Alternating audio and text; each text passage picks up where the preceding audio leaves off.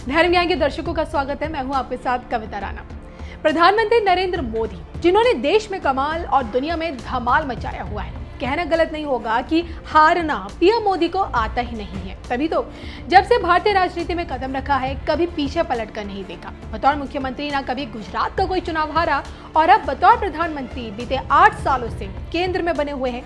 इन 8 सालों में 3 से 4 राज्यों के विधानसभा चुनावों को अगर छोड़ दिया जाए तो हर बार भाजपा ही बाजी मारते हुए दिखी है। और इन 8 सालों में ना मोदी मैजिक का असर कम हुआ और ना ही भाजपा की जीत का रथ थमा। ऐसे में सवाल उठता है कि क्या पीएम मोदी कभी कोई चुनाव हारेंगे? इसको लेकर सरकार पर अक्सर हमले करने वाले एआईएमआईएम के चीफ असदुद्दीन ओवैसी ने तो भविष्यवाणी कर दी है, लेकिन उनकी भविष्यवाणी क्या कहती है, इस पर जाने से पहले आइए एक नजर उन ग्रह दशाओं पर डालते हैं जो दिन पर दिन पीएम मोदी की कुंडली को प्रभावशाली बनाते हैं।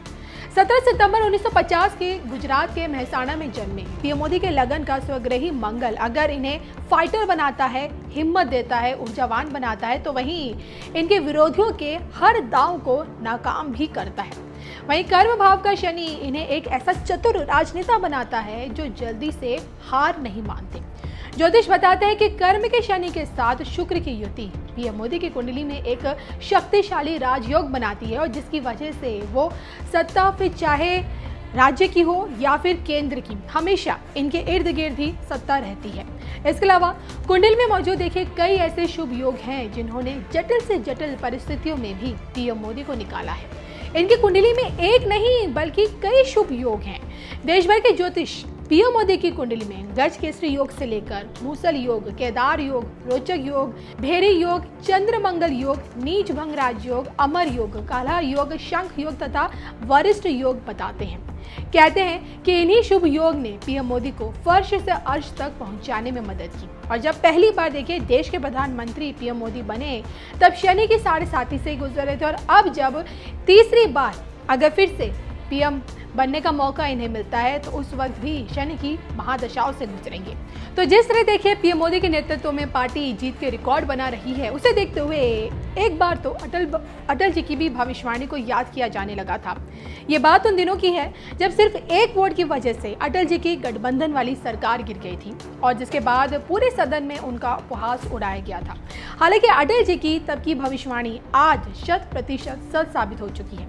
अटल जी का कहना था कि आज हमारी सरकार मात्र एक वोट से गिर गई। हमारे कम सदस्य होने पर कांग्रेस हम पर हंस रही है, लेकिन मेरी बात कांग्रेस कतई ना भूले कि एक दिन ऐसा आएगा जरूर जब पूरे भारत में हमारी सरकार होगी और पूरा देश कांग्रेस पर हंस रहा होगा। तो अटल जी के कहे गए यही शब्द आज की हकीकत है। 2 से 3 प्रदेशों को अगर छोड़ दिया जाए तो पूरा भारत भगवामय हो चुका है।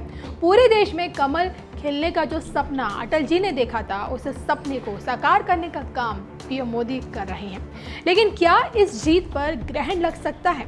इसी को लेकर ओवैसी का ये कहना है कि अगर कोई भाजपा को, नरेंद्र मोदी को जीत दिला रहा है तो उसका नाम कांग्रेस पार्टी है।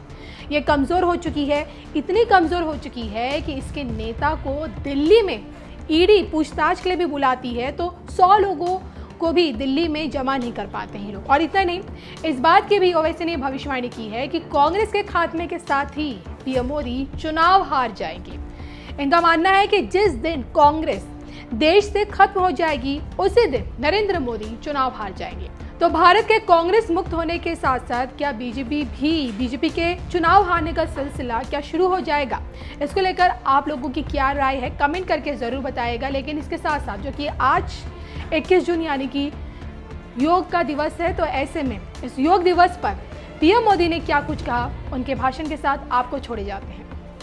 हम आज सुबह से देख रहे हैं कि योग की जो तस्वीरें कुछ वर्ष पहले केवल घरों में, आध्यात्मिक केंद्रों में दिखती थी, वो आज विश्व के कोने कोने से आ रही है। ये तस्वीरें आत्मिक बोध के विस्तार की तस्वीरें हैं। ये तस्वीरें एक सहज, स्वाभाविक और साझी मानवीय चेतना की तस्वीरें हैं। खास तौर पर तब जब दुनिया ने बीते 2 सालों में सदी की इतनी बड़ी महामारी का सामना किया हो, इन परिस्थितियों में देश, द्वीप, महाद्वीप की सीमाओं से ऊपर योग दिवस का ये उत्साह, ये हमारी जीवटता का भी प्रमाण है। योग अब एक वैश्विक पर्व बन गया है। योग किसी व्यक्ति मात्र के लिए नहीं, संपूर्ण मानवता के लिए है।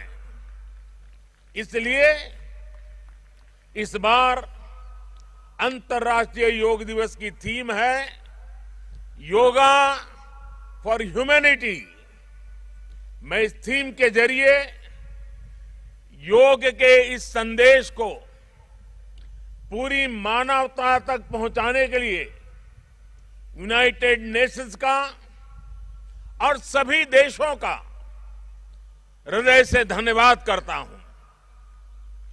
मैं दुनिया के सभी नागरिकों का भी सभी भारतीयों की तरफ से अभिनंदन करता हूं।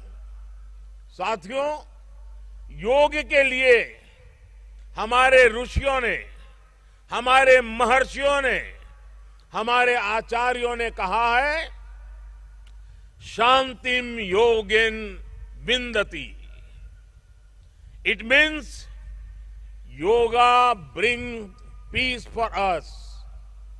The peace from yoga is not only for individuals.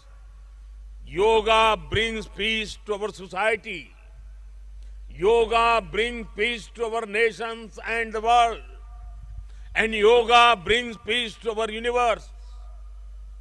This might feel an extreme thought to someone, but our Indian sages have answered this with a simple mantra.